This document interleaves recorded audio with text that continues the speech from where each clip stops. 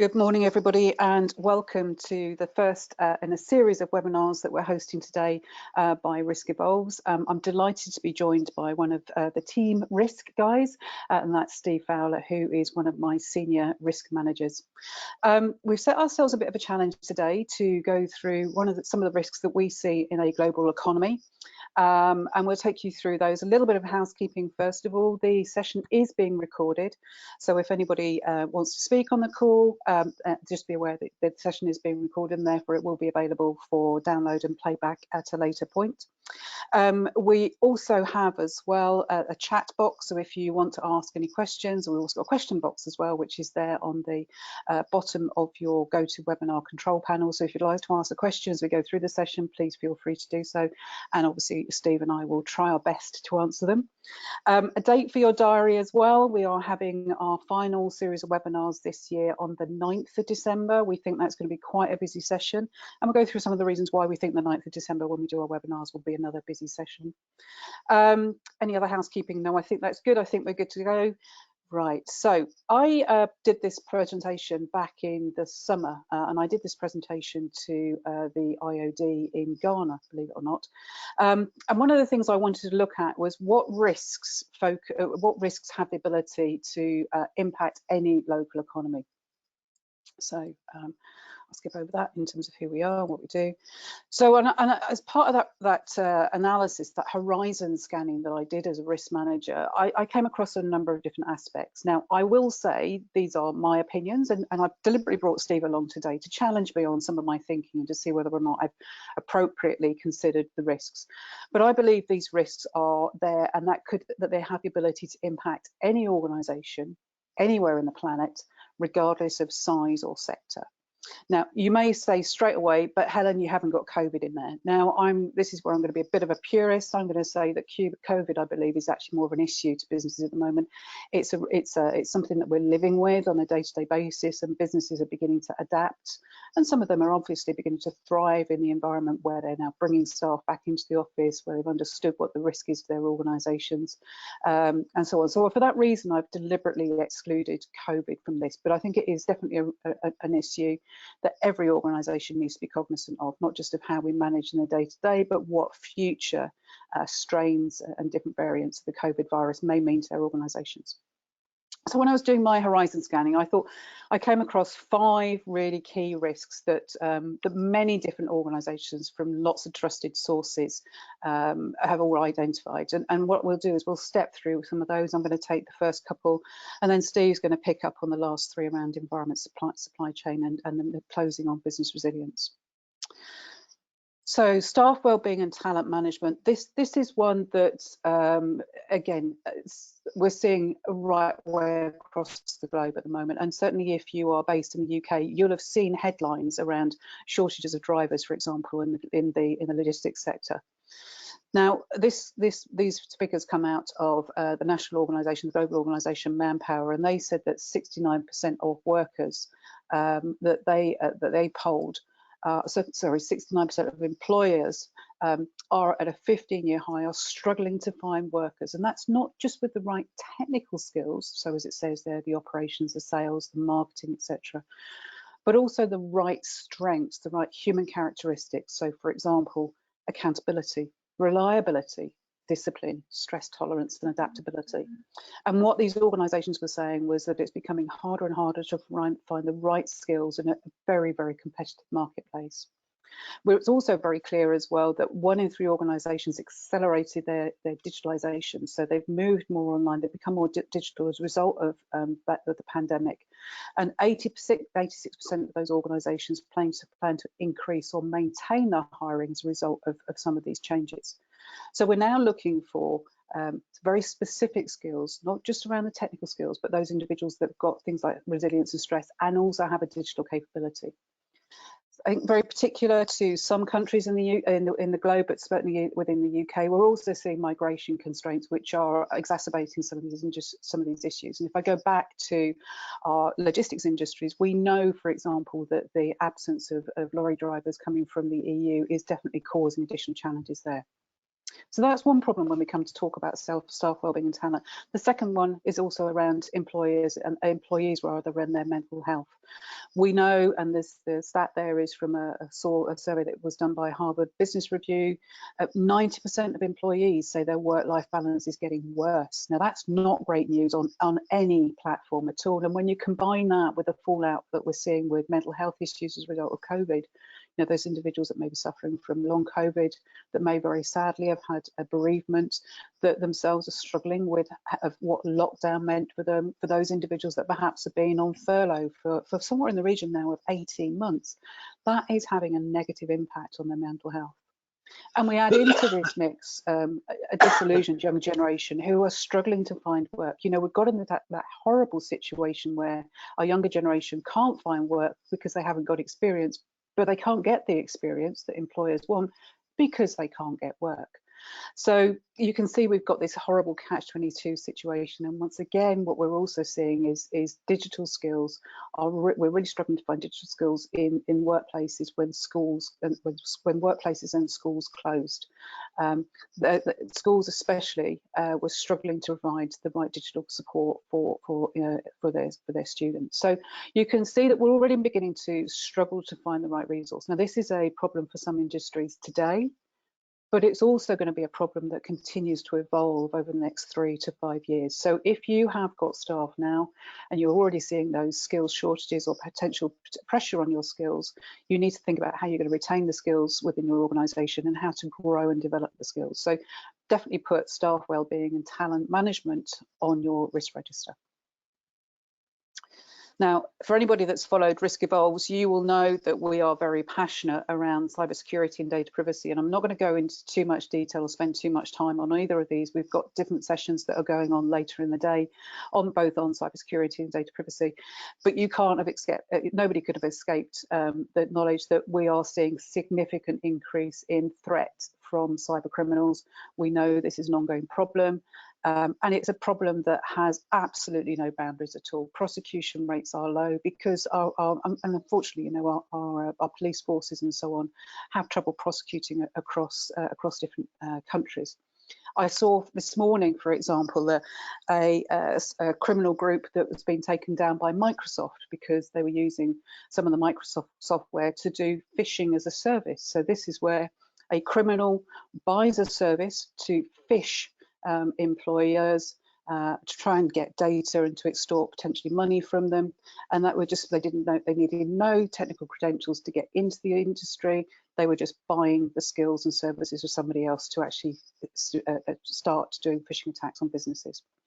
We've also seen a changing appetite for insurers, and we're going to have a blog coming out on this next month. We're working with one of our insurance partners on this, where perhaps your policies may no longer pay out, especially on ransomware demands. So we saw a change in France where the insurers are no longer paying out where ransomware hits a business. In the UK, we've seen some tightening of insurance wording, and I would encourage everybody to go and read their insurance policies to understand whether cyber is now specifically excluded from PI, so that's professional indemnity insurance. And the other side of the coin as well, we are seeing litigation claims on the increase. So there was a case against British Airways earlier this year where there'd been a data breach. That was settled out of court, but rumours are that the 45,000 number of applicants for that claim received somewhere in the region of £2,000 to £2,500 per individual. Those are individuals that had lost information relating to credit cards when they booked some tickets with British Airways. There's lots of information on the press on that particular one. And when it comes to data privacy, we as a global community are putting so much data out into the internet, out everywhere, and that data is being managed and used by all sorts of different individuals and all sorts of different companies for all sorts of different reasons. Now, again, we're seeing a slight change in appetite, and we are definitely seeing some changes in legislation across the globe to manage and protect the privacy of individuals. We've got a couple of sessions later on the day specifically on data. But if you are a company, I would encourage you to think about the data that you are capturing, to think about why you are capturing that information, who you're sharing it with, how long you're keeping it for, how and when you're going to delete it, and also how are you being very transparent with the data subjects, with the individuals that are passing you that data and what you're using it for. those stats there, you know, even as a privacy professional, I look at them and I am just staggered by the amount of data that is being created. You know, 90% of the world's data has been created in the last 2 years alone. That's phenomenal. And we do know that individuals, and there are some very specific cases that are waiting to go through the courts at the moment, which give more power back to the individual on how their personal information is managed. So both an opportunity and a risk. You know, opportunity is absolutely around capturing data, analysing data, using data to support companies. The risk is around that misuse, and heaven forbid if we should lose it. The next risks are all around environmental and social. So Steve, I'm going to hand over to you at this point, because I know you've got a passion in this space and you and I talk about this quite regularly. So do you want to go through the environmental, social, sustainability risks? Yeah, thanks, Helen.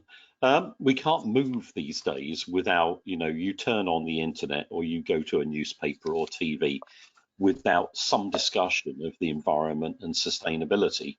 And indeed, Helen alerted me earlier this morning to Boris's talk at the UN yesterday, where he was talking about the current time being a turning point for humanity, and that it's time that we all grew up and listened to the scientists. Now, that's probably the first time that we've ever had a UK Prime Minister go to the UN and talk in such a way. And I think that's just a sign that I think people are beginning to understand that there is no plan B. You know, we've got to get on with this and do this stuff. And that's every organization in every sector of every kind. There's no way of opting out from dealing with the environment and dealing with sustainability. Well, a word on terminology, because this stuff gets talked about all the time, but do we always know what we're talking about? Well, according to the UN a few years ago, sustainability is meeting the needs of the present without jeopardizing future generations. So that's quite a good way of thinking about it. So when we think about sustainability, we don't think about not doing what we were otherwise going to do, but thinking about it with, if you like, a long distance lens applied to what we're going to do. And there is a tendency, and the heading for this slide is actually the right heading. There's a tendency, particularly in this country, to equate sustainability with the environment.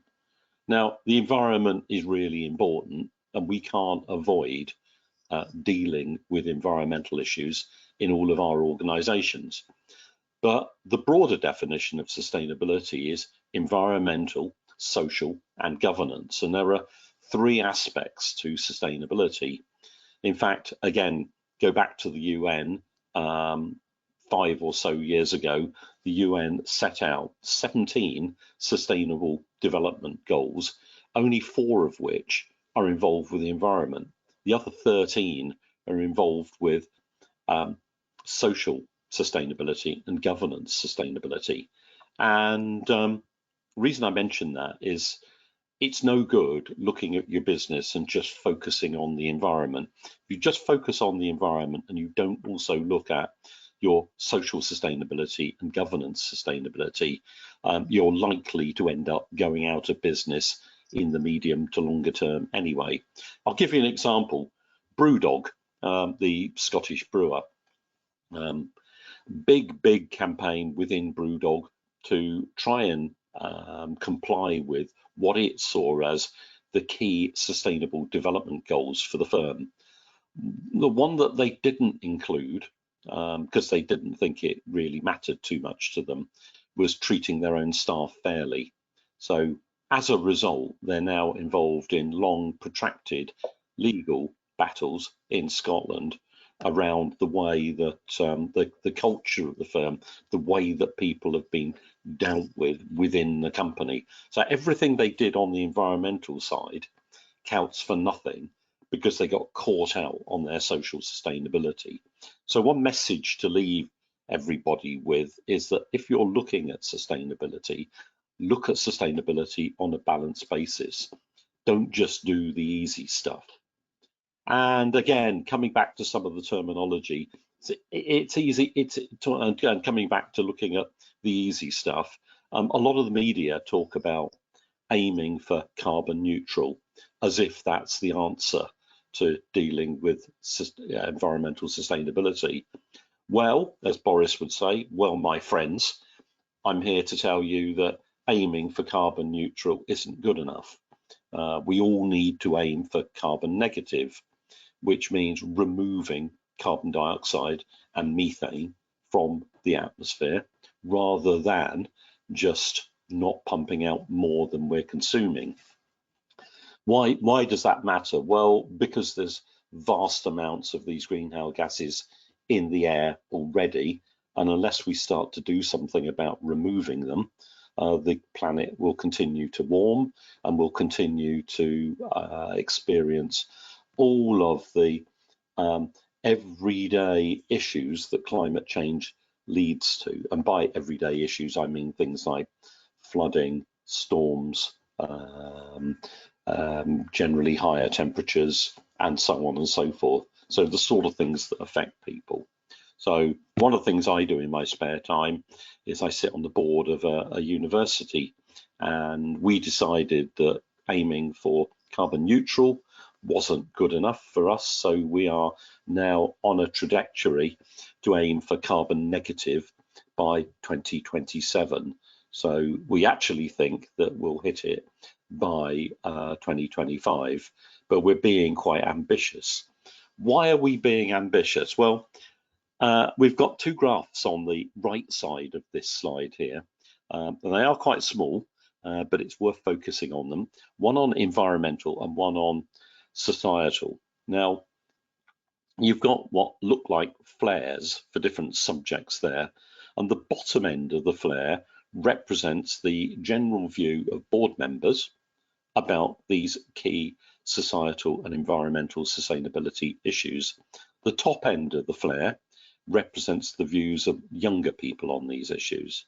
And you can see that for each one of them, younger people have a, if you like, a worse view than board members in terms of the likely impact of that, in terms of the impact and likelihood of each of these issues.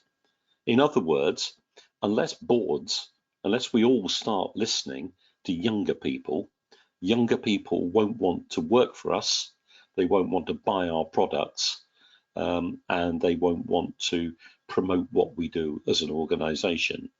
So it's not just Steve and Helen sitting here saying this stuff matters.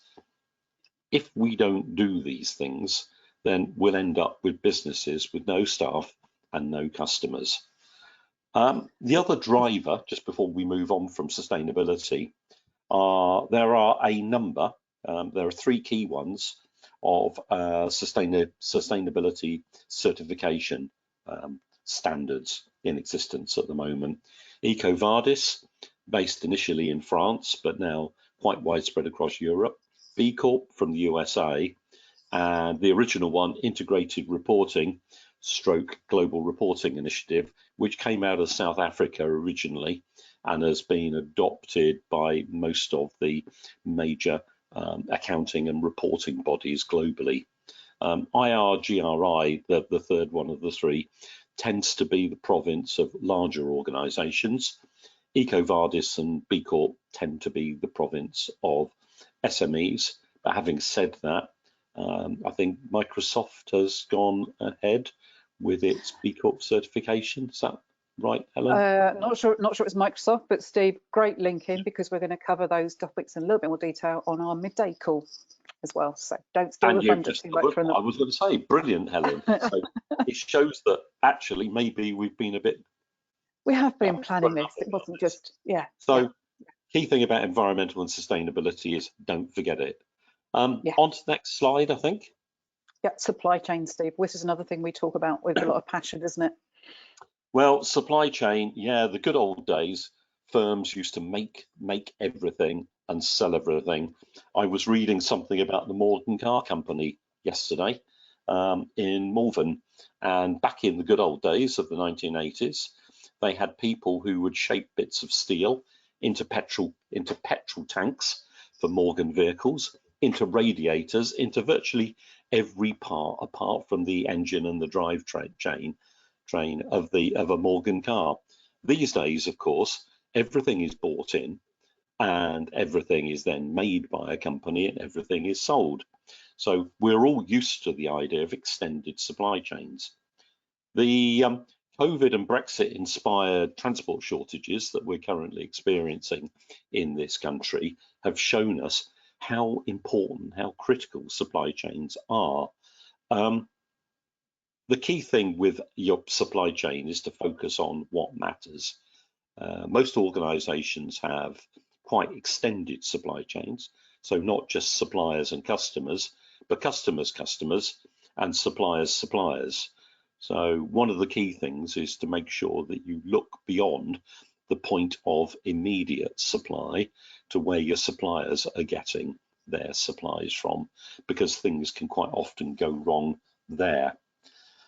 The other thing is to forget everything that anyone ever learned in business school in the 1970s and 80s about efficiency and just-in-time manufacturing. As the motor industry has discovered with the global shortage of silicon chips, aiming for just-in-time manufacturing and efficiency doesn't lead to an effective supply chain. You've got to build in some slack in your supply chain if you want to make sure that your supply chain is still there when things go wrong.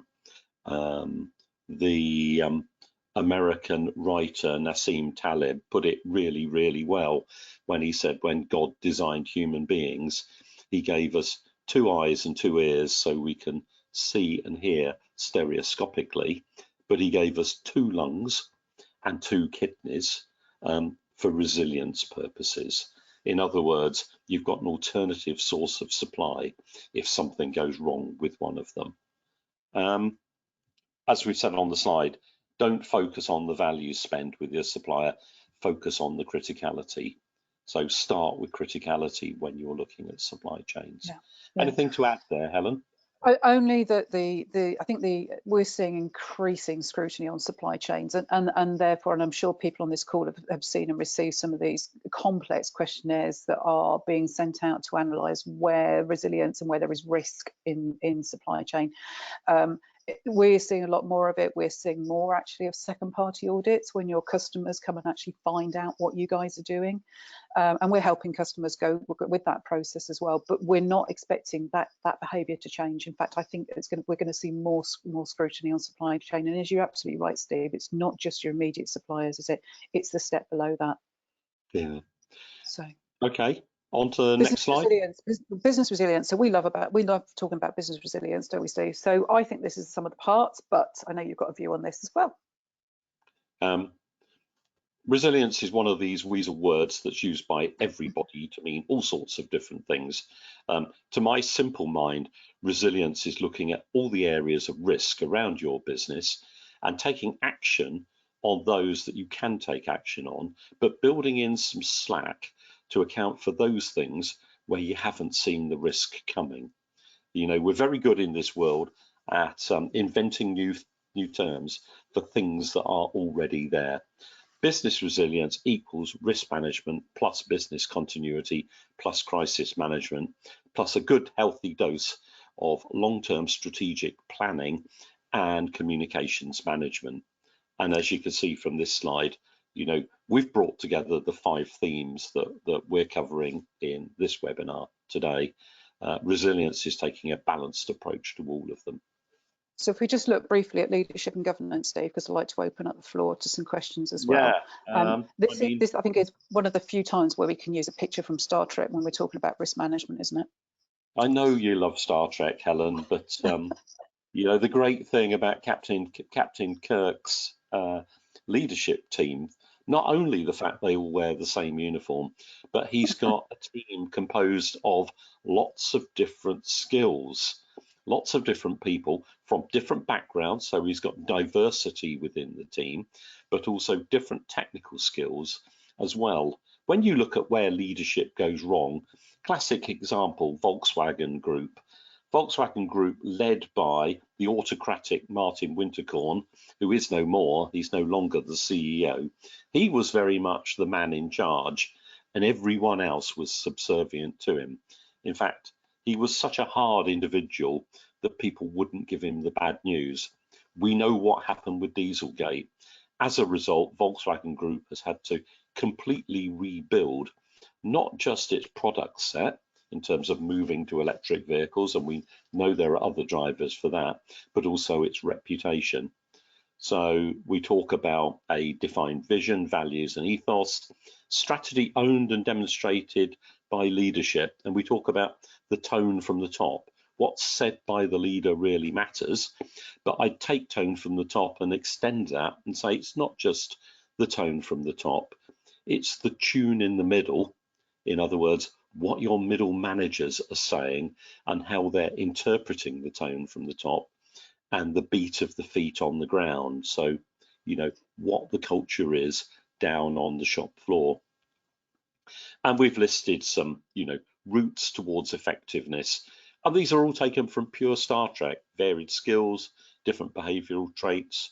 The engines won't take it, Captain. Diversity and inclusivity. We could talk about this stuff for hours, couldn't we? We could, but we're not going to, Dave, because we've only got a few minutes left in this session. So shall we open it to Q&A? I think so. So do we have any questions? As you've heard, this is a topic that Steve and I are quite passionate about, but we would be very interested to hear what anybody else has got to say, whether anybody's got any thoughts, even any feedback of these risks that you are seeing or experiencing perhaps in your business. Steve, I think this is one of we certainly see with these when we work with clients doing risk management workshops, don't we? I know that when I talk to clients, we certainly talk about all of these elements. When we talk about leadership and governance, especially in smaller organisations, we talk about, you know, what's the resilience I use, and perhaps there's a little bit of a space theme here, but I use the analogy of what happens if one of your key members of staff is abducted by aliens, is the phrase that I use. And I do say to people that key members of staff aren't necessarily the people that are sat in the boardroom. In actual fact, they're not key from an operational perspective. They shouldn't be key from an operational perspective, but perhaps it's somebody with a specific set of skills that is out there. So one of the questions we've had coming in is all looking quite bleak. Is there any upside? Yes, there is upside. And I guess, Steve, that's one of the things that we should very much have said, is that the upside is actually turning each of these risks into an opportunity. So the upside is thinking about ESG. You know, we do know that there is an issue with environment. Get ahead of the curve, and we'll talk about that at midday. We know that we are going to face, if we're not already facing, a skills shortage. There are ways that you can develop and avoid that risk and have it as an upside to your business. So it could be about training programs, it could be about recruitment, it could be about planning for the future. If you've got perhaps an aging workforce, then what can you do to bring in new people into the workforce now? And that's all really good and positive actions within a business. Talking about these risks is really, really important. That's the upside for me, is getting a different perspective and saying, instead of looking negatively, what's the flip side? What's the opportunity associated with each of these risks? And that's something that is often forgotten about in risk management, isn't it, Steve? We very, very often focus on the negative when we forget. If there are two things that are forgotten about in risk management, number one is only thinking about threats, not thinking about opportunities. There's nothing in the word risk, which comes from the Italian word riscare, which means to dare, which is only about threat. It's very much opportunity. The second thing is just thinking about the short term. But we know from the whole environmental agenda, sustainability agenda, we can't just think about the short term. If you just think about the short term, you're out of business in the long term. The crazy thing is that you go back to Victorian times and people like the Cadburys and the Rowntrees of this world knew all this stuff. Somehow in the last 100 years, we've forgotten a lot of it. Mm-hmm. So thank you. We're at the bottom of the hour. Thank you very much for joining us. We do have another 5 sessions as we go throughout the day. We'd definitely love to speak to anybody and have any feedback on the session from today. If you'd like to contact myself or Steve offline, then please feel free to do so. We are on LinkedIn. We are pushing loads of information out. If anybody is interested, Steve is hosting the Managing Risk course next week, which we run in conjunction with the International Institute of Risk and Safety Managers. There's a mouthful at 10:30 in the morning. And for anybody that attends this call, we do have a discount code available if you're interested. So, Steve, any closing words from you? Yeah, just have a great day, everyone, and focus on the opportunities. And yeah, the sky doesn't look very opportunistic at the moment. I'm sure it will be. Oh, okay. Okay. Have a great day, Thanks. everyone. Thanks very much for attending, everybody. Thank you very much.